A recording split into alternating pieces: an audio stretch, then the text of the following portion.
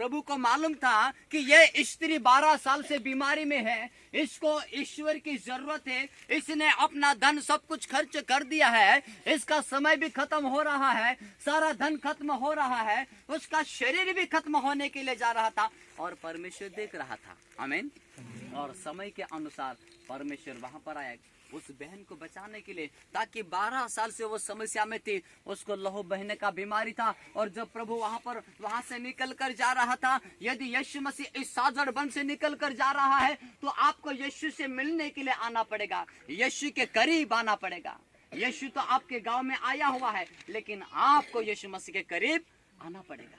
और उस बहन ने भी जान लिया कि मेरे गांव में से निकलकर यीशु जा रहा है, मैंने संसार में कहीं सारा पैसा खर्च कर दिया है, फिर भी मैं चंगाई नहीं पाई हूँ, मेरा दुख तो बढ़ते जा रहा है, कौन मेरी सुध लेगा? ईश्वर है कि नहीं? मैं ठीक हो पाऊंगी या नहीं हो पाऊंगी? हो सकता है आपके मन में भी ऐसे कई सारे विचार होंगे। हालेलुया। हमने कितने सालों से परिश्रम किया, हमने कितने सालों से मेहनत किया, हमने कितने सालों से दौड़ धूप कर रहे हैं, लेकिन फिर भी घर में गरीबी, हम कर्जे में डूबे हुए हैं, हम बीमारी से बंधे हुए हैं, लेकिन कुछ भी शांति नहीं है। हालेलुया। उस बहन ने भी ऐसा ही सोचा होगा और उसी नगर में से जा रहा था यीशु मसीह। आमीन। और उस बहन ने अपने मन में विचार किया होगा, काश यदि मैं यीशु मसीह के पास करीब में चले जाऊंगे, यदि मैं उसके वस्त्र को ही छू लूंगी बिना अनुमति के। मेरे प्रिय, उसने यीशु मसीह से कुछ भी अनुमति नहीं मांगा और बिना अनुमति से वो यीशु के करीब आए, यीशु के वस्त्र को छुआ और वो अपने में जान गए, तुरंत उसको चंगाई मिल गया। कुछ समय बाद में मिलेगा, 8 दिन में मिलेगा, 15 दिन में मिलेगा, 1 महीने में मिलेगा, ऐसा नहीं है प्रियो। यदि आप दिल से आते हैं यीशु मसीह के पास, तो यीशु मसीह आपको बराबर चंगाई देगा। आमीन। हालेलुया। एक ऐसा व्यक्ति था जो 38 सालों से खाट में पड़ा हुआ था। हो सकता है इसके परिवार के लोगों ने भी इसे छोड़ दिया होगा कि कब तक हम इसकी सेवा करते रहें, कब तक इसका हम इलाज करवाते रहें, ये चंगाई पाएगा कि नहीं पाएगा, उन लोगों को पता ही नहीं था। और वो वहां पर 38 सालों से पड़ा हुआ था और यीशु मसीह को मालूम था। इसी कारण समय के अनुसार यीशु प्रभु वहां पर उसी जगह के ऊपर गया और यीशु प्रभु उस व्यक्ति से भी पूछता है, क्या तू चंगा होना चाहता है? ऐसा करके यीशु मसीह पूछता है। हालेलुया। यीशु मसीह ने ऐसा क्यों पूछा होगा कि यीशु प्रभु को तो मालूम है वहां पर एक कुंड था, उस कुंड में 1 साल में 1 बार परमेश्वर का स्वर्गदूत वहां पर उतरता था और पानी को हिलाकर वो चले जाता था।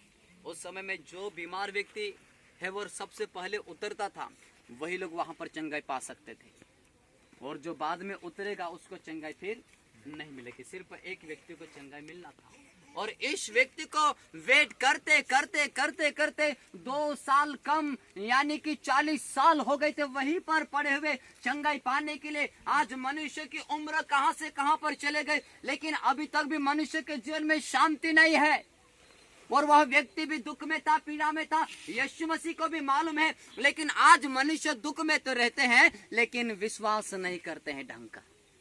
हालेलुया। मनुष्य दुख में और पीड़ा में तो है, लेकिन अपने आप को यीशु मसीह को नहीं देना चाहते हैं। उनके मन में ऐसा लगता है कि ये तो धर्म परिवर्तन वाला काम होगा करके। हालेलुया। अरे यीशु मसीह के ऊपर विश्वास करेंगे तो लोग आपके बच्चों को लाड़ी नहीं देगा, यीशु के ऊपर विश्वास करोगे तो लोग आपके घर बैठने नहीं आएगा, यदि यीशु के ऊपर विश्वास करोगे तो गांव के लोग आपका आदर सम्मान नहीं करेगा। ऐसा कई सारी बातें हो सकती मेरे प्रियो। इसी कारण यीशु मसीह उस व्यक्ति से पूछता है, क्या तू चंगा होना चाहता है? हालेलुया। आज यीशु मसीह भी आपसे पूछता है, क्या आप चंगाई पाना चाहते हैं? यदि आपको चंगाई पाना है तो आज आप तैयार हो जाएं, क्योंकि वो समय आ चुका। पिछले दिनों से हजारों दिन जो आपने बिता चुका परिश्रम करके, मेहनत कर करके, लेकिन आज वो छुटकारा के समय आपके पास में आ चुका है। प्रियो, अभी चुनाव आपका है, आपको क्या करना है, क्योंकि उस 38 साल से जो बीमारी में पड़ा हुआ व्यक्ति था उससे भी यीशु मसीह पूछता है, क्या तो चंगा होना चाहता है? हालेलुया। और एक और ऐसा व्यक्ति था जो जन्म से अंधा था, उसने कभी अपनी खुद की शक्ल को नहीं देखा था, उसने अपने माता पिताओं को कभी नहीं देखा था, उसने अपने गांव को कभी नहीं देखा था।